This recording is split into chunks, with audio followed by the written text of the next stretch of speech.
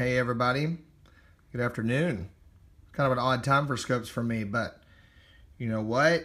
Do what you got to do to get it done. Hey, glad you got on. Well, Patricia, I'm going to give you a bunch of good info. Yay, Mommy 6X got on. Are you excited? I'm good. I'm glad. You have PCOS? Okay, well, we're going to talk about the diagnosis and you made it. Just diagnosed this morning. Okay, well, this is good timing then. Whoop, whoop. Aloha Friday. You're very welcome. This topic and this diagnosis is, we're going to talk about that, Jennifer. This diagnosis and topic is a hot one. So I'm at home. Chocolate hearts. Buffalo autistic daughter has this as well as PKD. Oh, man. I pray for her like crazy.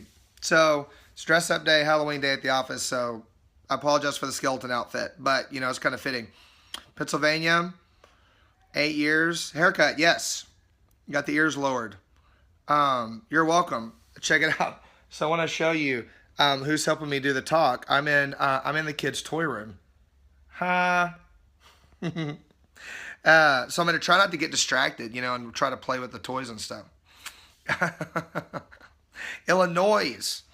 Okay. I'm going to give a second to let people get on and give just a second for you guys to share it, to be able to share with your friends and stuff. So to share on Periscope, if you're new, swipe either left or right, I think, if you're on Android, and you can pull up on it if you're on an Apple, I think.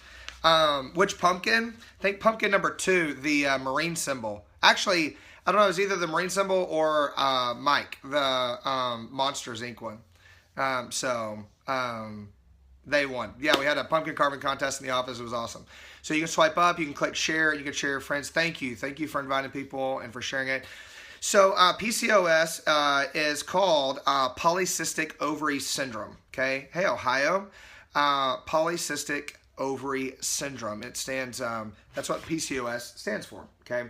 Now, it is a really common diagnosis for the last few years. Probably for the last, I'd say 10 to 15 years. It's been a really common diagnosis for women with hormone imbalance, and it comes with a host of symptoms. Now, online, if you look up, even if you go to the like WebMD and several of those, because I went and looked and to see what they were saying was the cause, and all of them says the cause is unknown. Like, they don't know what the cause is and stuff. Well, that's crazy, and I'm going to tell you exactly what the domino effect that happens is a cause. Now, it's not one thing.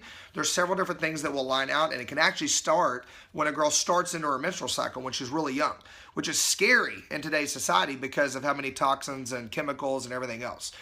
Weight is a factor, you know, before and after, and so we're going to talk about that a little bit. But there's some precipitating events that can go on that can lead a woman into that. Now, if you guys are new to the scope and you're new to my Periscope channel, if you will, put a number 1 in the comment box so I can say, hey, to start off with. And I know who you are. Hey, awesome. I'm glad that you're on. Thank you so much for getting on, newbies. I appreciate you. I'm Dr. Jim Bob Haggerton. I'm a crazy chiropractor, obviously with my skeleton shirt from Texas. My passion is in function and in healing and in seeing people realize that the body is created perfectly, 24/7, 365. And it's created to function perfectly. The only reason that names get put on stuff is that the body gets stressed out and we put it in an environment. We put it in an environment that causes it to adapt, because we're created perfect from day one.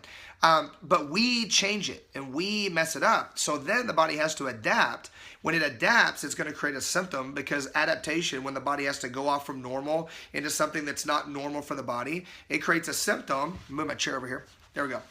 Once the symptoms have been there long enough and you go and get it checked out, in order for anything to happen, in order for them to do anything to you or for you, there has to be a diagnosis, okay? Now, I have to have a diagnosis on everybody too before I can even like touch your wrist. There has to be a diagnosis. Hey, Waco. So if I don't have a diagnosis, I can't do anything to your wrist or your pinky finger for that matter. It's just the way that the medical system is set up. So names and labels and jerseys, go back and watch that video if you haven't.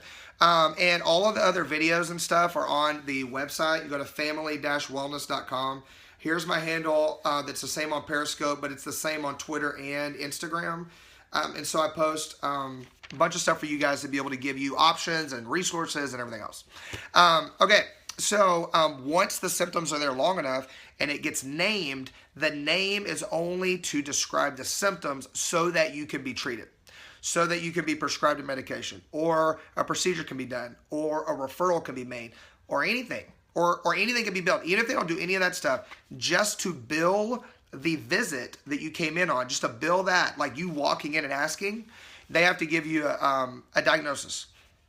Even if it's idiopathic, blah, blah, blah, which means we don't know what caused it, or we don't even know what's happening. That's what that means. Idiopathic means I have no idea, right? So that's what I want you to keep in mind with PCOS, Poly-Cystic Ovary Syndrome, because there's a lot of different things that kind of plays into this syndrome that we're going to talk about. And so let's get to it, okay? All right. Again, if you want to invite anybody, swipe left, swipe up, swipe somewhere. Click share. You can share this stuff, which I appreciate. It's cool because I just like to give out the information. The video will be up on YouTube tonight or tomorrow after this replay on family-wellness.com and on our YouTube channel. There's also, we have an app that you can stream from. You can go onto iTunes and type in Lifetime Family Wellness Center. That's the name of the app. It's an orange tree logo, and you can stream all the videos off of there, okay? And they upload at least once a week, all the different ones that I've put on YouTube, okay? All right, let's get rolling. You ready? Again, like I told you guys, PCOS stands for Polycystic Ovary Syndrome. Now, syndrome different than an itis or something else. Syndrome means that it encompasses a lot of different symptoms. Syndrome means that there are several different things and there's lots of different things that kind of wrap it up. It's like this enigma of different symptoms that kind of plays in. So we're going to talk about a few of the different ones and we're going to go through kind of how it breaks down. Ready? Bam! Got my notes going here. I'm rocking it today. But this is like one of my notepads that it doesn't tear off evenly, so my OCD self like gets annoyed at this. Woo! But I'm going to forget it, and we're going to go on, okay? So how old can PCOS start? How old does PCOS kind of begin? Well, it depends on how old the female is when she starts her cycle, because it can start as early as when puberty starts. So, you know, when I went back in and at the very beginning when I was teaching you guys the organ systems to be able to better learn them so that those of you who are in Young Living could teach better and be able to recommend product to support the systems, and for the rest of us and the rest of you on there, so you would just understand how incredibly, fearfully and wonderfully you're made so that you can understand your potential, right? Well, when I was going through the systems, the first system I went through was hormones. And I talked about hormone balancing. I talked about where the hormones came out and all that stuff. So go back to hormones 1, 2, and 301. And in that, I talk about the different ages. I talk about hormones in kids. And I talk about the different ages that girls are starting their menstrual cycle now. So used to, it was more like 12-ish, like 10 to 13-ish was kind of the age of when the menstrual cycles and girls' menstrual cycles started and when they started into puberty. Now, the average is more like 6 to 8 years old. Like, you know, we've had girls as young as 2 years old, not quite 3 years old, you know, start their menstrual cycle that we've seen in the office. You know, other offices in our area say that they're averaging like 3 to 5 years old. So when you're starting your cycle that early, yeah, I know, it's crazy. When you're starting their cycle that early and they're getting that much estrogen that early on, it's a scary scenario because the organs are having to fire before they're ever mature enough to even be able to handle it, before they're ever even created to do this. So you're stressing them out from the get-go. Now, the things that cause that are the same things that will create PCOS and other hormonal imbalances, and I'm going to talk about it in a minute, all right? I know, it is crazy, and it's scary. It's really scary. And so it's just really on all of us to keep our girls really healthy and to protect them and to protect their hormonal system, okay? All right, so here are a few of the symptoms that come up. Now, there are a host. Like, if you look online and you type in PCOS, or if you're on the scope and you have PCOS, then you know that there are a lot of symptoms that go with this. This is not all, okay? This is not all, like, by the least. This is like 4 of the top, and then there's all this stuff that comes out with it. That's why it's a syndrome, and it's not like this one thing, you know what I mean? So when you're looking at the different symptoms that are pretty key, irregular periods, major hormone imbalance, and I'm going to explain what happens with this. Cystic ovaries, sometimes, not all the time, I'll explain that. Fertility issues, excess hair growth on the face or on the rest of the body, excess weight gain that's uncontrollable. There's a lot. I mean, there's a lot of different things. Then you take into effect the irregular periods and the hormone imbalance that PCOS can cause, and then the blood sugar imbalance and the insulin resistance, and then you've got a host of all the different issues that can happen that tie together that make PCOS worse, but that PCOS makes them worse. Do you see how that works? Like, it's like the quicksand of hormonal imbalance symptoms, okay? Tons. That's right. See, I understand that, and because I've worked with women for years and years to help their body function better so that these symptoms aren't reality. Because these symptoms, what this tells me is your body's not balanced. It can't be, because if it was balanced and if the hormones were where they needed to be, this would not be a reality. This is a reality, and this whole thick piece of paper that I've had to write notes on, I get all worked up about it because I'm like, I get so upset for the women who come in to have to deal with all this stuff forever for their whole life because the medical system just says, well, we don't really know the cause. Here's another med. Here's a birth control pill. Here's a testosterone lowering med. Here's thyroid meds. Here's diabetic meds. Like here's a diabetic shot. Over and over and over. I'm like, there are specific causes. Yeah, remove this, take that out, cut this out because you have all these extra organs. There are specific reasons why the hormones get out of balance, okay? Now, when I get to the end of this and I'm like showing you what's going on and how to support the body better and all that stuff, if you've already gone down this whole path and you've had PCOS for 8, 10, 15 years and you've gone through the gamut, you've had things removed, you've had to be on medication, it's created all these symptoms, there is grace for that. And there are things you can do to help you heal. Do not, I'm going to say this again, let me go a little closer, I want you to hear me. Do not beat yourself up and act like, oh, well, I didn't do everything that I should have done, and so I did this on my own, and this was partly my problem, partly my fault. It's not. There are things that maybe we could have all done better. Yeah, absolutely.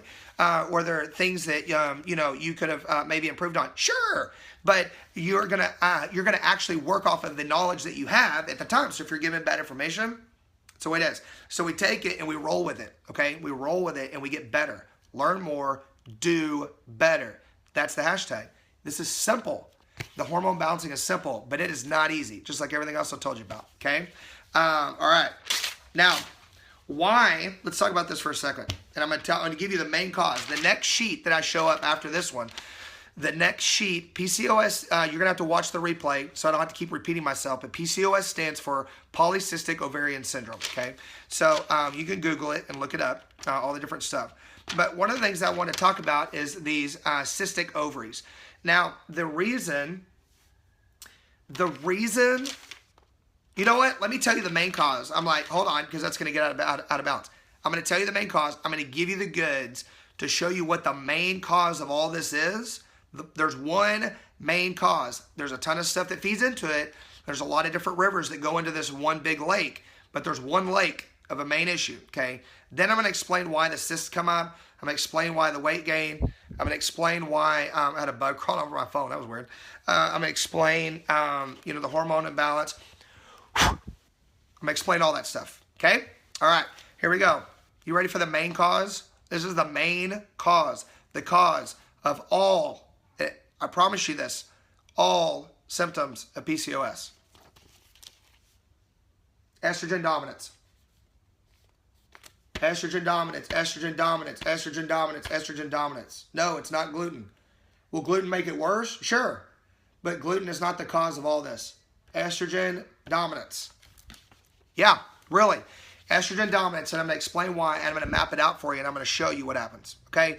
That's the issue with the whole thing. It's just that when it's there for so long, when it's there for 15 years, then it's been out of balance for so long that the body's adapting, and there's all this other stuff going on that makes it look like it's something else. Now, here's how this works overall, okay? Ready? And I've gone through, go back in Hormones 101, and you can look at more at what estrogen does. But let's talk about this. Estrogen is really key for the first half of a lady's menstrual cycle because it stimulates ovulation. It stimulates the follicle to start being produced. It stimulates actual maturity of the follicle the first 14 days. Then in the middle of about the 14th to 17th day, you get actual ovulation so that you can possibly get fertilization and pregnancy. Okay, so estrogen is more dominant in the first half. Go out, please. Go. Bye-bye. Got kids, take it in. Bye. Thank you.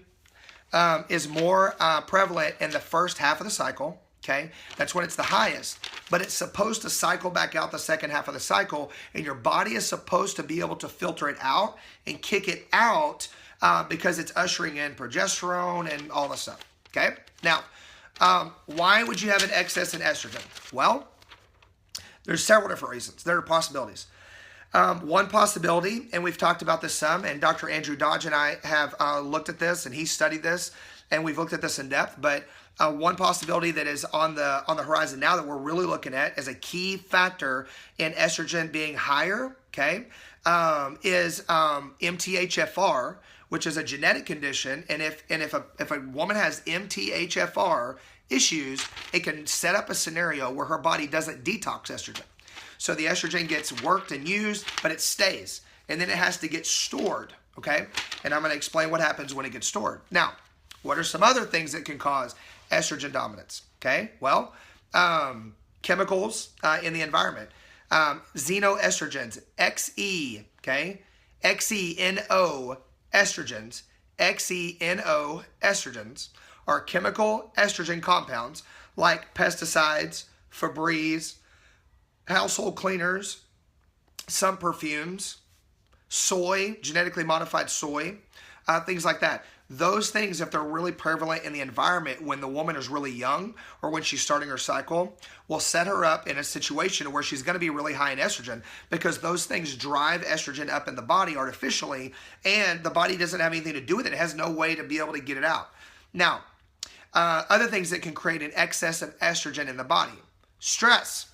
Really high levels of stress chronically over time can create estrogen dominance in a female's body because stress, I hope you're following me on this. I'm trying to get a lot of stuff in for you guys, but I want to keep it simple. But I want to do this right by you guys who have PCOS because this is an epidemic. An epidemic. I mean, it's insane how many women are diagnosed with this. This is why this was number one on my list. Okay, you ready? Chronic stress over a long period of time amps up the right side of the brain. It's sympathetic dominance, okay? Once the sympathetics have been going for a long period of time and the adrenal glands are really stressed, okay? Once that's happened, that increases estrogen. Increased stress, increased sympathetics, increased adrenal firing, increased estrogen. There's more receptors for estrogen on the right side of the brain. The left side of the brain is different. So there's more receptors for estrogen on the right side of the brain. Now, long periods of this, and you setting in it for a long period of time, will create this imbalance and a tendency for your body to fire estrogen too easily, okay? So then you compound that with low progesterone, which most of you have. Like you guys are like, oh, I went in and they said I had low progesterone. Well, yeah, you've had high estrogen for so long, like your entire life, that the progesterone's like, well, I can't really compete with that. So what am I going to do? And so the progesterone's like, and it tanks because there's nothing it can really do. It has no effect on estrogen at the levels you guys are having. Okay. Now, look at this in the topic of fertility. If you look at the hormone balance and the topic of fertility, and then let's talk about what the estrogen does physically. When you look at it from the topic of fertility, okay, estrogen is what helps the body, helps a woman's body prepare for fertility to get pregnant, okay? So this is like, there's way more than this. So this is not this simple, but I'm making it overly simple. Estrogen is what gets you pregnant. Progesterone is what keeps you that way. You see what I'm saying? Like estrogen is over here on the left, sets up the scenario for you to become pregnant. Progesterone and HCG is on the other side, keeping you pregnant and stabilizing the baby after they implant, after the egg implants into the lining of the uterus, okay? So if there's really high estrogen and low progesterone, which makes more estrogen, you see what I'm saying? Like if there's low progesterone, then you've got high estrogen relatively, period, no matter what. So if it's really low progesterone and you're really high estrogen, fertility-wise, what this sets up is multiple pregnancies, multiple miscarriages. Multiple pregnancies, multiple miscarriages. Multiple pregnancies, multiple miscarriages. Now, we know from looking at research with MTHFR that MTHFR, when they have a hetero or homozygous trait for that, it can lead to multiple losses early on in pregnancy. Well, that could be, I mean, when you look at the way that it happens, it could very well be because if a mom has, okay, there you go. I'm sorry about that. That is rough. And I hate that for people. That's why I hate it when people come in and they're like, well, I wish you would have showed me this 5 years ago, whatever. I mean, coulda, woulda, shoulda. I hate that stuff. That makes me furious for all of you guys. So if you have an MTHFR situation and the estrogen is not getting detox out of the body after it's been used, and there's just excess estrogen everywhere, then it can set up the scenario for that to happen. Okay, all right. That's why do you think, like, when they're going in for fertility treatments, what's the first thing they do all the time? Progesterone. They give you progesterone pills or progesterone shots or progesterone cream because they know, they're like, well, we don't know what's causing this, they say, but they know that the progesterone is low. And so they go, well, they know medically that if they increase your progesterone, then they can increase the chances of you getting pregnant and staying that way. That's it. You know what I'm saying? So yeah, I know, I get it, and I understand and I see where that's happening. So let's break it down. I mean, let's work on this. So when the estrogen gets so high in the body and the estrogen is building up, the ovaries are what are responsible for producing estrogen. Now, what's fascinating, after all this, your adrenal glands are supposed to be producing estrogen as well, just a little bit to help with balance here and there, but most of you guys have adrenal fatigue. So they can't produce estrogen or testosterone correctly or anything like that, okay? To find out if you have MTHFR, you can go to 23andme.com and order a saliva test, and you can check for it and it'll tell you. I mean, it's a saliva test to be able to see if you have the genetic markers for that. And I highly recommend it. It's like $90, $99 or something like that. It's really worth it. So with all this excess estrogen floating around in a woman's body, it has to store it somewhere. There has to be storage cells. There has to be these U-Haul storage centers for estrogen. So think of that. Think of a U-Haul storage facility or whatever it is, uncle's storage unit. You have all these storage units where you put your excess junk that you can't put in your house. Well, the estrogen that you can't use is like the excess junk you can't have in your house. So you have to have a storage unit. So the storage units for estrogen are fat cells and cysts. Fat cells on the outside of the body and around the organs, so excess weight gain. Fat cells are estrogen storage cells. They are literally the U-Haul storage unit for estrogen. Fat cells and cyst formation. So the cystic ovaries, the cysts build up. Yeah, isn't it? I mean, it's like, it's not even mic drop, it's mic throw down because it's infuriating. I mean, it really makes me mad. So cyst formation is there to pull, it's like, pull the estrogen out to try to give it somewhere to go because it can't do anything with it because the body can't detox it. Do you see what I'm saying? So then what you have to do is you got to go in and you've got to break up the cysts. There's different options to help your body like work through cysts. And if you need help with that, then you can private message me and stuff. I'm going to give you general support to support the body, support the ovaries, support the glands and help this happen. But I can't heal anything. Nobody can. But one of the things I can do is I can give you things to support the body to help these cells, start to go back to normal so you can function. Okay. And that's what we're going to do. So the weight gain comes in where you build up all this extra weight because of the excess estrogen, okay? And most of the time, the weight is hips and thighs. It's like midsection here, like from breast to thighs is kind of where the weight goes. So not necessarily always in the face, a lot of times skinnier legs, but always right around the hips and thighs up to breast level, okay? That's where the weight goes because that's where it stores around the midsection because that's where it needs it. And that's where it's pulling it out of, right there around the ovaries. It's right around the dang organs. It's right there. Now, here's the catch-all, and here's the catch-22. The catch-22 of that weight gain. When the weight goes up, fat cells are estrogen producing. So now you've got excess estrogen that's creating weight gain. The excess weight gain is creating estrogen and storing the excess estrogen that's in the body. Then, check this out, because all the time in the medical stuff, what they'll say is they go, well, you're having excess hair growth on your face, ma'am, and on your back. That is testosterone. You have too many androgens. You have too many male hormones. Well, yeah.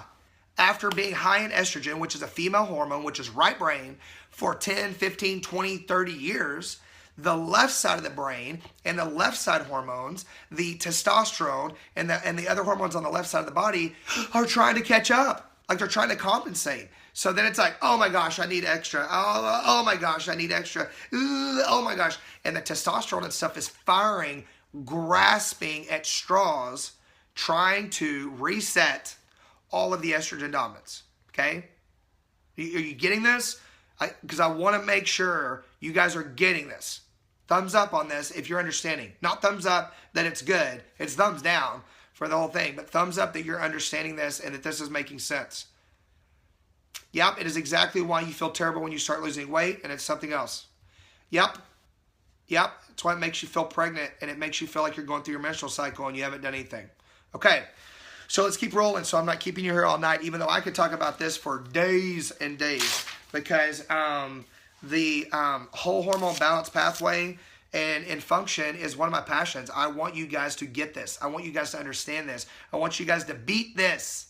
I want you guys to heal from this. I want you guys to find function and freedom. My gosh, like PCOS is the biggest. I think PCOS is the #1 biggest cage and shackle for women in today's medical system. Is the #1 diagnosis. I will totally go out there. It is the #1 diagnosis for women. That is the biggest shackle around your throat and around your hands to limit your function of any of the other diagnoses out there, bar none. Bar none, because it affects so many things. It's the #1 thing. It affects everything. And so it includes everything. So it is the #1. So if you've got this, or you deal with this, or you've got some of the other aggravating factors that I'm fixing to go over, and you're headed towards this, you want to turn that train around. You want to turn that bus to another street. Trust me, sister, because if your bus is headed to this, it ain't pretty, and it is not the city you want to go to. So I'm telling you, if your teenagers are headed this way, if your little girls are headed this way, you owe it to them to turn their bus around. You owe it to them to get inside their U-Haul storage center and start breaking this stuff up. I'm serious. Super passionate about this. Okay, you ready? I've got five main. Okay. 5 main aggravators that make this worse. So the PCOS starts with the estrogen dominance, okay? The PCOS, jump off the bus, get off, grab her off. Let's do it. I mean, that's where we're at. Find me on, you Instagram me. You can find me on Facebook, office Facebook page, email me, whatever you got to do. Send up a flare, send me a pigeon, throw out a message in a bottle. Let's do it. Bring me out. I'll speak at your city. We'll teach on this. We've got to get this under control. I'm serious. This is a whole epidemic. So here's the aggravators that make this worse. This is why you guys feel like you can't, you can't get out of it. Like you can't get out of this whole thing, right? Because once one thing happens and the next thing happens and then the next thing happens, it's like, where the freak do I start? Like, where the heck do I even begin to start making changes? And like she said a while ago, once you start making changes, you feel like crap, and you will probably, some of you, because your body is trying to reset all this junk. It's called a healing crisis. Now, one thing I will say before I show you the aggravators is that you don't have to have a woman who is overweight with excess hair growth. It's called hirsutism, excess hair growth and hirsutism stuff, in order for her to have PCOS. Not at all. What's even worse is the girls that I see, the women that I see now, who are beautiful, who are they're in the fitness industry even, they're not overweight, they're actually, some of them are even way the other way. They're really too thin, and they're really small framed, and they don't have excess weight gain on the outside. And you can still get PCOS and all the symptoms and stuff from that. The difference is they build up more cysts normally on the inside, and they get more fat stores around the organs on the inside, and it starts creating mineral loss on their bones on the inside, and it works on organs inside more, and so they're internalizers of PCOS instead of externalizers. So there's two different groups. So just because your body's not creating typical signs doesn't mean that it can't have it. That doesn't mean that at all. It just means that they're going to miss it because you walk in and you're not carrying extra weight with hair growth on your face, and so they're like, oh, you can't have it. When another woman walks in with the exact same stuff that you've got, same lab results, same saliva tests, and they go, oh, you've got it, and they don't even look at her. It's just because that's textbook. You're not textbook, but you can still have it. So please keep that in mind. All right, here's some aggravators. Adrenal fatigue. Go back and watch my adrenal gland videos because the adrenal fatigue is huge for this because it makes it worse. It creates blood sugar issues, cortisol changes, on and on and on. Thyroid problems, all this. The overweight. The more weight you gain, the worse it's going to get. So is weight loss a part of it? Yeah. Is that one of the hardest parts? Yeah. Because estrogen is right brain dominant. The right brain is the side of the brain that doesn't want to do stuff, hates working out, and doesn't want to make a decision about stuff. The left brain is the one that loves exercise and loves making a decision and can actually get on stuff and make a list of what they need to do and execute it. See what I'm saying? It creates an entire neurological imbalance and everything, okay? So overweight, type 1 or type 2 diabetes will make this worse, way worse. Because when insulin is wrong and insulin is off and insulin isn't working correctly, then it increases estrogen. If insulin is off and you're not absorbing your glucose, you're not absorbing your sugars, you're not putting them into the cells, glucose that is not used turns into glycogen. Remember we went over that the other day? Glucose unused goes into glycogen. Glycogen equals fat. It equals fat cells. Fat cells stick on you and they stay, store estrogen and produce estrogen. Insulin resistance, yes, all that, okay? Watch my brain balance video. I give you a ton of stuff on the left brain activity. Working out does it, but that's not what you want to do. And your joints are really loose. Check this out. I didn't put this in the symptoms, okay? I didn't get this on the symptoms. But one other symptom that you can have when your estrogen is this high is laxity and instability in your joints, which makes them hurt really bad. Joint pain, muscle pain, fibromyalgia. You see what I'm saying? We're going to talk about fibromyalgia in another scope. Not next maybe, but pretty soon.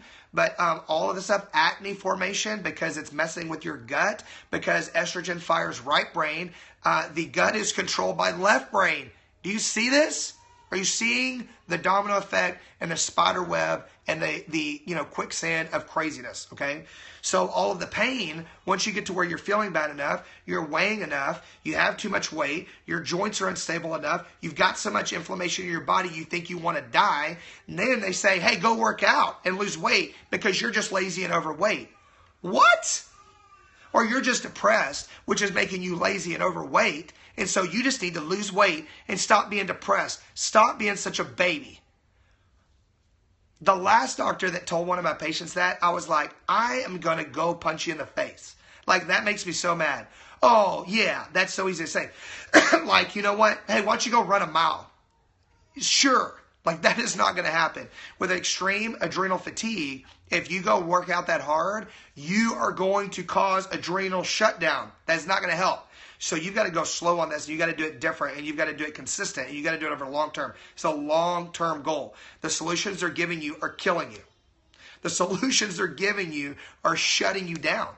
They're making it worse, which is fine by them, because then you got to keep using their stuff. But it is not going to fix anything. It's not going to change a thing. I promise you. I've watched it over and over and over. And I've seen women freed of this, okay? All right, type 1 or type 2 diabetes. Sorry, I get off on a soapbox. I'm like, boom, let's go. Let's yell about this. Any blood sugar issues, okay? So one of you guys go, oh, let me guess, sugar. Look, is sugar bad for the body? Sure, of course it is. Are we doing a 21-day sugar detox right now? Yes. Do we eat junk? No. But do we still get too much sugar? Yeah, you do too. All of you do. Now, is sugar bad? Of course. But when I have a woman walk in and she's overweight. She has excess hair growth. She's really hormonal. She's really emotional. She's got fertility issues. Her marriage is on the rocks. She's got so much inflammation she can't hardly move. She's got fibromyalgia. Do you see this? She's got joint pain so bad she cries at every movement. Her digestive system is shutting down and she can't hardly stand it. Her ovaries are like literally like shutting down and she has no control. The last thing I am going to say to you is you should probably eat better and stop eating sugar and just lose weight. You're overweight. That's ridiculous. Is sugar bad? Of course. Is taking it out going to help? Long term, yes. Short term, maybe not. Because sugar and food have an emotional link and an emotional tie, and they have a chemical addictive property that keeps your body happy. So here's a scenario. If you take a woman, any of you guys, if I take any of you guys that are extreme PCOS, you have all these symptoms and you have extreme right brain activity. Extreme right brain activity leads to anxiety and depression, because that's what happens when you're not functioning well in the right brain. That's where that side goes. You have that much issues on that side, and I take away something, that is making you feel good, and it's one of the only things that you have any pleasure on during the day. You are going to fall in the pit of nothingness. You are going to go into the black pit, and sometimes they don't come back easily. So do not do anything drastic at all, please. Like, don't do drastic things. It's serious. It's a serious thing. It's not flippant. It's not you being lazy. It's not you being whatever. Like, now, do poor choices add to it? Sure. For all of us, of course they do. Once you're there, let's just get better and fix it. What's the point in being like, oh, it's sugar, quit eating so much crap? Well, yeah, that would be great. And it would be great if all that other stuff wasn't happening. But that's not reality, so let's work on it, okay? All right, here we go. The fifth one, chronic stress. I'm talking so much, my voice is leaving. Chronic stress causes adrenal fatigue, which causes you to be overweight, which causes blood sugar issues, which can lead to type 1 and type 2 diabetes, which can lead to too much right brain activity, which can lead to inflammation, which can lead to thyroid problems, which can lead to excess glycogen and excess fat. Do you see this? You see the pathway? So it's not like, oh, I'm stressed out, it's no big deal. It is a big deal. It's a huge deal. And major stress is something you need to work on getting out, whatever it is. Excuse me, sorry. So here we go. There's hope. There is hope. There is hope. You see that big is? There's not any ofs, ifs, or whens. There is. Don't get depressed, because there's hope. There's hope on this. There's hope for you to change it. There's hope for you to support the body and allow it to heal. Is, I-S, is hope. Your body is created perfectly 24/7, 365 to work. Now, is there a point at which the body can't heal 100%? Sure. But wouldn't 5% improvement be fantastic? Wouldn't 5%, 10%, 15% improvement be amazing? Yeah, it'd be awesome. Now, how do you know if your hormones are really out of balance? Well, you know. You guys know. You don't need to test for it. If you really want to test for it and you really want to spend the extra money, I've got saliva test kits that you can buy from the office that test all the hormone balance, and we can see where you're at if you really want to see it. And I'm cool with that. I'll send them out to you. We'll run the saliva test. They run anywhere from like $120 to $300. About $300 is what they run, so it's not bad. You do the saliva test, you send it off, they send me the results, I'll do a phone consult with you. I will help you on this. The phone consults, I do about 30 minutes, I lay out a plan for you, we rock it, and then I help you and I follow up with you, and then you get better. You do this and you get better, okay? Now, how long does it take to help your body do the things it needs to do? This is compliance. How long of supporting the body systems does it take to allow the body to function optimally? It depends. I tell every woman to expect 6 months to a year of really working on it. But honestly, in 4 months, 3 to 4 months is a really good window of you getting really good long-lasting hormonal balance. you'll get changes and symptom relief and all that stuff early. Like there's early symptom relief within days of certain things when you start doing consistent support. And there's even more than this, but this is some stuff to start, okay? But I'm not in it for you to get short-term symptomatic relief. I mean, I want you to feel better, but I want you to be better. I don't want you to just feel better. I want you to be better forever. Okay, so when that happens, when you're being better for long term, that takes a little bit longer, okay? That takes a little bit longer. You're talking 4 to 6 months. I'll walk with you on it. There's other docs out there that are fantastic. We'll walk with you in it. You just have to find somebody that understands function, and they're out there. There's functional medicine docs that are out there. Okay, so here's some general support, some general dietary things, and some general stuff to start adding in that you have to start doing low-key, really start feeding the body, okay? So let's start doing just support. So increase your protein, decrease your sugar. Now, don't go crazy. Don't take it all out. If you've had really major PCOS, you've been on medications forever, all this stuff, don't just pull everything out. Your body's going to freak out on you, and it's going to be too hard. Then you're going to give up. Then you're going to get more depressed. Then you're going to eat more junk. Then you're going to gain more weight. Then you're going to have more estrogen. See what I'm saying? Like, whole negative cycle. Increase protein, decrease sugar, greens drinks and green smoothies to really start adding in a lot of enzymes to help, increase circulation and break down a lot of the congestion and to help you break down weight, honestly. Movement. Intentional movement, not CrossFit necessarily, okay? Now, some of you guys can handle that, even with PCOS. Trim Healthy Mama is fantastic. I've got it on a list back here. We're talking about that. Baby steps is key. So intentional movement, walking, swimming pools are fantastic. Bad time of the year for it, but join the Y. Doing movement to start telling your body you want it to move. It's killer. Not a lot of fruit in the smoothies. You're right. You want to keep as low amount of sugar as you can, but you want to do it. So if you need to put in sugar at the beginning to allow your body to adapt, go for it. Give yourself some grace. Okay. Let's talk about supplements. Okay. Some of these supplements, the first one you can get with Young Living. There's 3 on here from 2 on here from Young Living, 2 on here from Standard Process, and the last 2 I like Innate Choice, and I'm going to write that on here for this. Okay. And then I'm going to let you guys go because I don't want to keep you all night. Sorry, I know I get all passionate about it. I'm going to go have dinner with the family. Okay, ready? So, here's some supplements that are really good to support a woman's body. And let you get a screenshot of this. As a meal replacement and as a meal addition. Okay, Femigen at the top. Femigen is a hormone balancer from Young Living. Good for hormone balance. You want to support everything because if you can create balance, the more you can balance the hormones, catch my throat, the more you can balance the hormones, then the estrogen will naturally come down into the normal ranges where it's supposed to be, okay? So you want to balance. Femigen. Endogize is an adrenal support. Now, these are all supplements.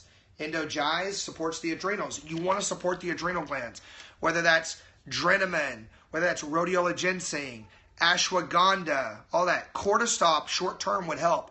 Cortisop is really good. If it makes your heart flutter, then you're really estrogen, you're really sympathetic dominant, so you need to look at the neurological side of it. Cortisol does help to drop the cortisol if you have a really bad adrenal fatigue, but you want to look at, you want to really look at not doing it long term. Sclerescence is good, but not long term. Sclerescence can increase estrogen long term, but in a normal way. You know what I'm saying? So you want to kind of like look for that. Okay. Thyromin is key for the thyroid. Yes, you can do that totally. Okay. I'll talk about Progestins Plus in a minute. All right. Here's 2 that are key. From Standard Process. I can ship you these. You can find these with practitioners that carry them. Hypothalamus PMG, which stands for protomorphogen, and pituitrophin PMG. These two are for the hypothalamus gland and the pituitary gland. Hypothalamus gland and the pituitary gland. Clary sage increases estrogen, so you want to watch on that. Now, if you're menopausal age and stuff like that, clary sage is fantastic all the time. Just to support, right? But clary sage is more estrogen based sometimes, so you just want to really watch. That depends on what your hormone balance. Rhodiola helps with adrenals, yes. Okay. Yes, both at the same time. Hypothalamus and pituitary gland. Remember from my hormone videos that the hormones all start. You can get them gluten free. They have a gluten free line. Make sure you get gluten free. Because they have like they've redone all their stuff, and now they have them gluten-free. Yes, it's a really great question. All of the hormones start in the brain. The hypothalamus and the pituitary gland is where the hormone release starts. So you've got to make sure that your brain is right. Woo! You got to make sure your mindset's right, girl. Like, you got to make sure your brain is right. You got to make sure you're choosing this. You got to make sure your pituitary and your hypothalamus are firing correctly, or your hormones can't even start to be created. Okay, and so that's a big deal. Endoflex and Energize, yes, I'll talk about that in a second. Okay, fish oil and vitamin D are key as base level in order to support the body systems and give it what it needs to build. So fish oil, you can get omega Gi's from Young Living. You can get tuna oil from Standard Process. I like Innate Choice. You know what? Like, I know about Plexus. I'm not a huge fan of all their stuff. I know that people are getting amazing changes on it, and I'm not knocking that. I'm not a huge fan, but I will say that on the Plexus products, if they're losing that much weight and stuff, and it's helping them to lose weight, I'm not so sure about long-term healthiness of it and long-term effectiveness, but the weight loss and stuff that people are getting on it, I mean, that's beneficial. So, I mean, I'm not going to knock that at all.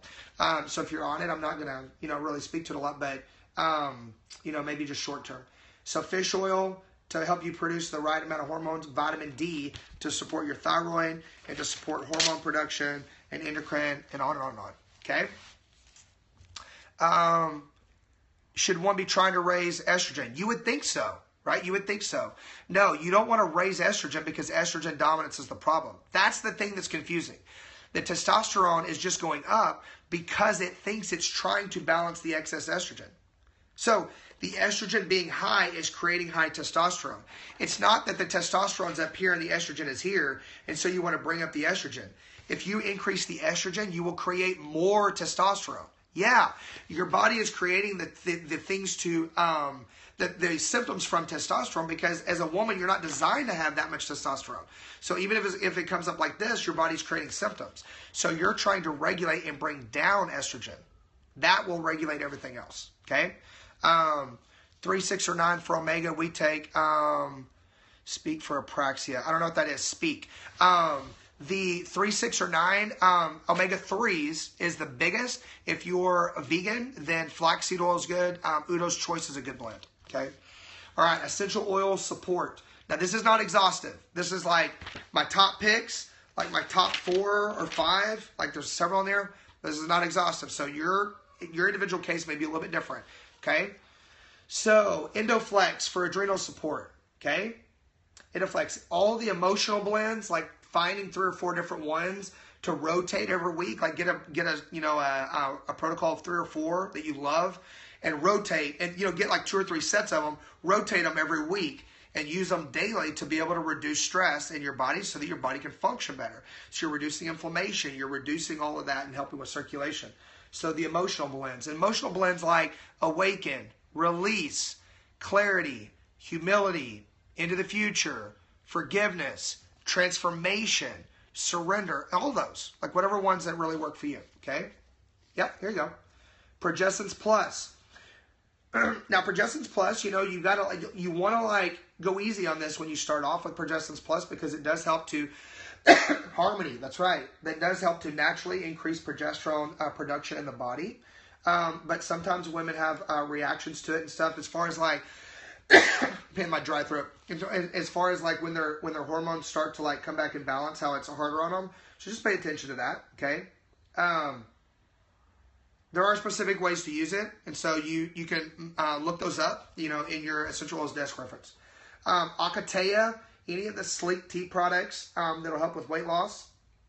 White Angelica is fantastic. Cinnamon essential oil, all of the ones for blood sugar. Okay. All of these are good. Like the ones for blood sugar balancing are fantastic. Okay. No, there's not estrogen in the oils. There's not progesterone in those. There's not hormones in any of essential oils. Essential oils are for increasing support and function in the body. These are all essential oils from Young Living now. Like, I cannot speak to another Look up the uses for them. You can look on the oils themselves on use. Some of them are ingestion, some of them are topical. I can't speak to other companies because Young Living is the highest quality. They have the best quality control of any of the other companies, so I stick with that. That's what we use. That's what we recommend across the board, okay? Now, detox programs are another thing to really look at because detoxing and doing a detoxification program, whether it's slow and you're doing like we're doing the 21-day sugar detox, there's Whole30, there's Trim Healthy Mama, there's Hallelujah Acres, there's 21-day purification program from Young Live or from Center Process. There is like the Detoxzyme, ICP, and like the other cleanses from Young Living. I mean, those are all really good. But if you can decrease weight, you decrease the fat cells, which decreases estrogen. Okay, those are all good. So you combine that with like really good, healthy movement, and that's all key. Okay, and that's really key. Okay. Any of these have issues with trying to conceive? No, PCOS has issues with trying to conceive. If you're doing these protocols and you're supporting the body and you get pregnant, then you want to look at the ones that are for hormone support and you back off on those. The endocrine support ones are okay. The immune support ones are okay. The emotional support ones are okay. The supplements are all okay. They're vital. The last one more time. Sure. No, this one. There you go. Last one. All okay to use while breastfeeding. Yes.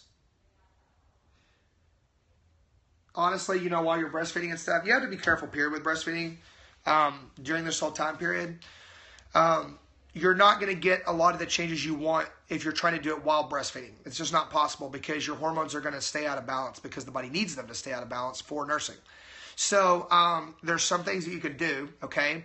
But a lot of times I normally counsel my moms to wait until after they're done nursing. So I want you to nurse as long as possible, obviously. But I don't want you to be under symptoms and stuff. So endocrine support, the emotional oils and stuff like that, all the essential oils are fine while you're nursing. You just want to be real careful. I wouldn't do a major detox and stuff like that. Doing Whole30 and Trim Healthy Mama, it's fine while nursing. It's going to actually help it because it's the best. Stubborn weight loss due to PCOS, you got to look at the mental side of it. You got to look at the neurological and the psychological side of it, I think. You got to be really consistent and really consistent over a long period of time and really journal down why your body stays at that weight. Because there's a whole thing with that. I'll do stubborn weight loss one later. Let's wait for endometriosis. Endometriosis is a part of PCOS because the excess estrogen builds up the lining in the uterus. I didn't cover that at the beginning. I should have, man. But endometriosis is a part of this entire syndrome. Yes, Progestin Plus is normally okay while nursing. Just pay attention if your supply goes down with anything. If you're doing any kind of essential oil and your supply goes down, then just pay attention. Okay, I hear people here. I got to go hang out with the family. I hope this was helpful, man. And I hope you get and you hear my heart over the thing that I am praying for you guys. And PCOS is rough. PCOS is hard. It's not easy. And it's a journey. It's a journey to get there. It's a journey to get back. But you can do it. And there's total hope for you guys. And you can really get out of it. And so go to the YouTube channel. I've got all the hormone balancing videos on the YouTube channel at family-wellness.com. I really hope this was helpful. I hope this speaks to you because I want to hear testimonies from you guys when you get out of the pit, yo. I want all these sisters on here to be like, bam, did all this stuff, supported my body, and what? Zytoscan is awesome. Zytoscan is great. So, all right. Yeah, well, you guys are doing great. I mean, you're trying hard. Just keep trying hard. Know that you will get there. The body's designed to do that. You just got to get the, the stuff that's in your way out of the way. You got to add the stuff in you need. Okay. You guys are great. I'm going to let you go. I'm praying for you guys every single day. We're going to do another scope on our 21-day detox probably later. If not, we'll do it tomorrow. Cindy will keep posting those blogs and stuff on the website. And so you guys are fantastic. All right. Well, we'll talk soon. I'll do one over the weekend. Here's my main man. Here's my main man right here. Saying bye. Harper, say peace out, Girl Scouts. Peace out, Girl Scouts. That's right. I'm going to let you guys go. Love you. Remember, health is simple. It is not easy. Keep walking.